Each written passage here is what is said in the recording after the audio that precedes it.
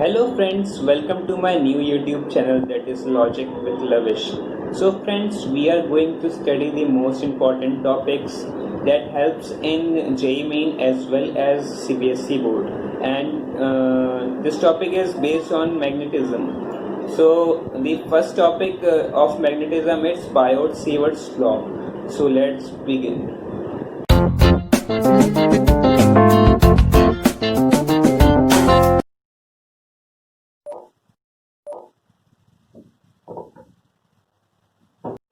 तो चलिए guys start करते हैं बायोट-सेवर्ट्स लॉ। तो इंट्रोडक्शन में जैसे कि आप देख रहे हैं कि पहला पॉइंट है डेरिवेशन ऑफ दिस लॉ। तो हम इस फॉर्मूले की जो है उसकी हम डेरिवेशन करेंगे। और जो सेकंड पॉइंट है वो है proportionality constant of a magnetic field. और जो तीसरा पॉइंट है वो होगा SI unit and dimensions of the magnetic field. हम इसमें आपको बताएंगे कि कैसे उस मैग्नेटिक फील्ड की डायमेंशन और एसआई यूनिट निकाली जा सकती है। और ये जो चौथा पॉइंट है इसमें बहुत इम्पॉर्टेंट पॉइंट है जो कि आपके जेई और सीबीएसई में बहुत हेल्प करेगा, और ये है the relation between permeability and permittivity of free space. तो आगे बढ़ते हैं पहले पॉइंट की तरफ। तो गाइस जैसा कि आप देख सकते हैं कि हमारा जो पहला पॉइंट है वो है derivation of Biot and Savart's law. ये जो बायोट और सेवर्ट्स थे वो जो दो फ्रेंच साइंटिस्ट थे, उन्होंने मैग्नेटिक फील्ड का एक आइडिया दिया था कि जो भी एक ऑब्जेक्ट होगा जिसमें करंट फ्लो होगा उसके अराउंड एक मैग्नेटिक फील्ड फ्लो करेगी। तो ये जो हमारी मैग्नेटिक फील्ड है, जैसे हमने एक वायर किया, एक्स वाई का एक वायर लेट कर लेते हैं और जिसकी हमें मैग्नेटिक फील्ड निकालनी वो पॉइंट पी की निकालनी है। और जो पॉइंट पी और वायर के बीच का जो डिस्टेंस है वो आर है। और हमें डेरिवेशन स्टार्ट करने से पहले एक छोटी लेंथ डी एल लेनी पड़ेगी, और जो करंट फ्लो कर रहा है वो आई है, और जो आर वेक्टर और डीएल के बीच में जो एंगल है वो थीटा है। तो अब स्टार्ट करते हैं बायोट-सेवर्ट्स लॉ की डेरिवेशन। तो हमारा जो स्मॉल मैग्नेटिक फील्ड है वो directly proportional to sine theta होता है, जो कि हमारे डीएल और आर के बीच का जो एंगल है, और वो आई के भी डायरेक्टली प्रोपोर्शनल होता है जो हमारा करंट है। ये है हमारा करंट। और जो मैग्नेटिक फील्ड है वो inversely proportional to R square होता है, जो हमारा डिस्टेंस है पॉइंट पी और डीएल के बीच में। और जो लेंथ के भी ये मैग्नेटिक फील्ड डायरेक्टली प्रोपोर्शनल है। और जब ये सब एक फार्मूला बनते हैं तो ये बन जाता है D B is proportional to ideal sine theta by R square. और जैसे कि हम लोग को पता है कि जब प्रोपोर्शनैलिटी साइन हटता है तो एक कांस्टेंट आता है इक्वल लगकर। तो ये जो कांस्टेंट होता है उसकी वैल्यू होती है 4 पाई इंटू 10⁻⁻⁷। और इस वैल्यू के अकॉर्डिंग इसका जो एक्सप्रेशन होता है वो होता है म्यू अपॉन 4 पाई। और जब इसका करेक्ट एक्सप्रेशन मैग्नेटिक फील्ड का लिखेंगे तो ये होगा B इज इक्वल्स टू, ये डी हट जाएगा, तब B is equals to mu upon 4 pi ideal sine theta upon R square. तो गाइस हम लोग का सेकेंड पॉइंट पे आते हैं। तो सेकेंड पॉइंट है SI unit of magnetic field. तो हम लोगों ने जो अभी एक्सप्रेशन डराइव किया था उसकी एसआई यूनिट भी हम लोग देखने वाले हैं। तो ये हमारा एक्सप्रेशन था मैग्नेटिक फील्ड का, और जो इसके एसआई यूनिट होती है उसे टेस्ला कहते हैं, और टेस्ला को डोनेट करते हैं टी से।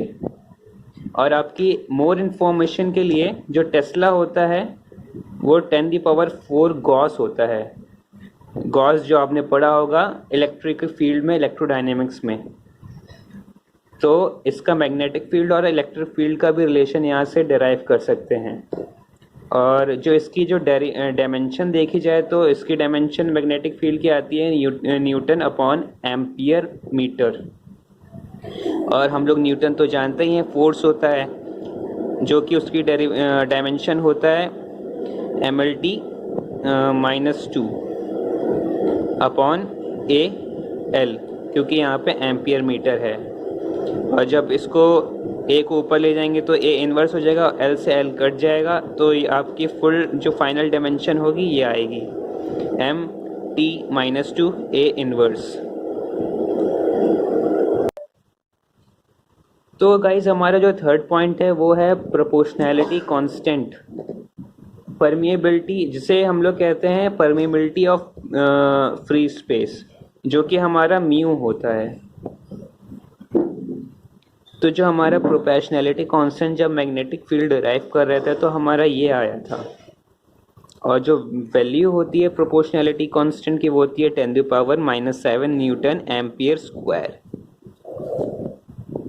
और जब इस प्रोपोर्शनैलिटी की अगर हम बात करें डायमेंशंस की तो होता है न्यूटन अपॉन एम्पियर स्क्वायर, और न्यूटन तो हम लोग जानते हैं MLT-2 होता है अपॉन एम्पियर ए स्क्वायर, और जब ऊपर जाएगा ए स्क्वायर तो अपनी फुल फाइनल डायमेंशन ये आएगी। तो गाइस हमारा जो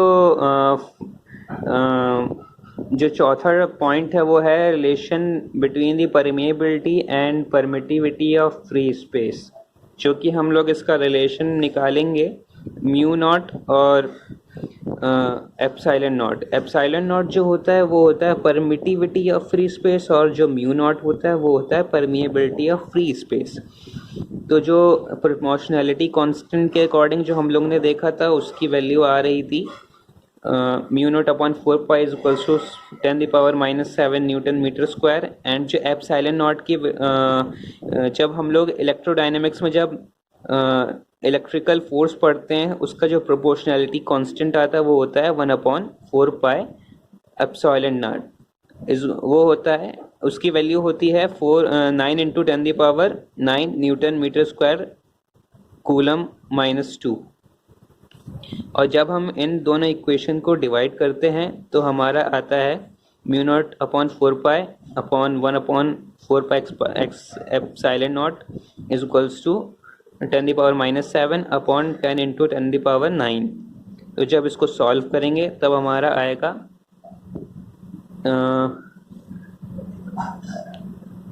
mu naught into epsilon naught is equals to 10⁻⁷ upon 9 × 10⁻⁹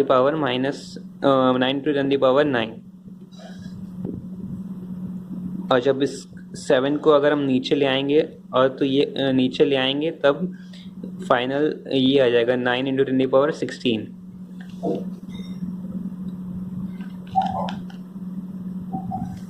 और फिर हम लोग जो 9 × 10⁻16 होता है वो उसको हम लोग स्क्वायर लिख सकते हैं स्क्वायर के फॉर्म में, तो 10 × 10⁸ का होल स्क्वायर। और हम लोग जानते हैं 3 × 10⁸ का क्या रिलेशन होता है, वो स्पीड ऑफ लाइट होती है, तो it is nothing but speed of light. तो mu into epsilon naught equals to 1/c लिख सकते हैं, तो c is equals to 1/√μ naught into epsilon naught. ये हमारा फुल एंड फाइनल आंसर होता है। तो ये है गाइस हम लोग की relationship between the mu naught into epsilon not के बीच का रिलेशनशिप, और इसमें स्पीड का भी स्पेशल रोल है। तो अगर आपको ये वीडियो अच्छा लगा हो तो प्लीज़ इसको सब्सक्राइब करें और लाइक बटन को प्रेस करें, और प्लीज़ अपने फ्रेंड्स और अपने रिलेशन में जितने भी लोग हैं उनको ये वीडियो शेयर करें, और थैंक यू।